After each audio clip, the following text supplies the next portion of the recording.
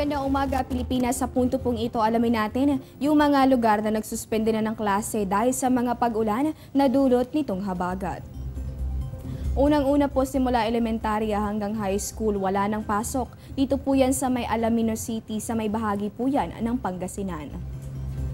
Suspendida rin ang klase sa lahat ng antas, yan po ay sa parehong publiko at sa pampribadong paaralan. Dito po yan sa mga paaralan sa Subic, Zambales.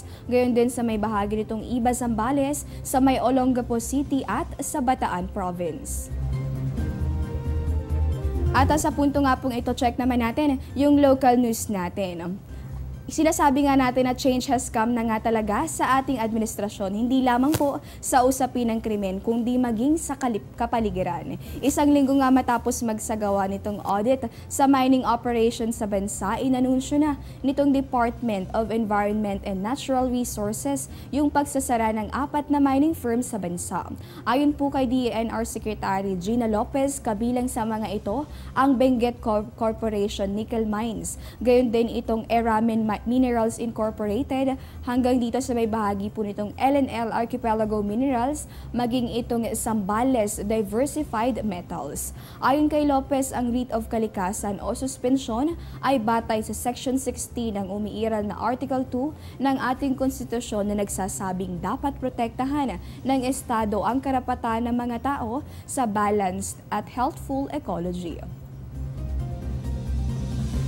Sa ibang balita naman, kaugnay pa rin itong ating kapaligiran, malawak ang problema ngayon sa Stuart sa may bahagi po ng Florida sa Amerika, yung pagdami nitong algae sa Martha River. Batay sa deklarasyon nitong Office of the Governor, pinag-iingat yung mga residente dahil sa mataas na bakterya at blue-green algae sa ilog. Pahirapan naman na madaanan ang nasabing ilog habang naaapektuhan na rin ang turismo. Inaalam na sa ngayon ang sanhi nito at mga posibleng hakbang laban dito. At eto, balitang good vibes naman tayo.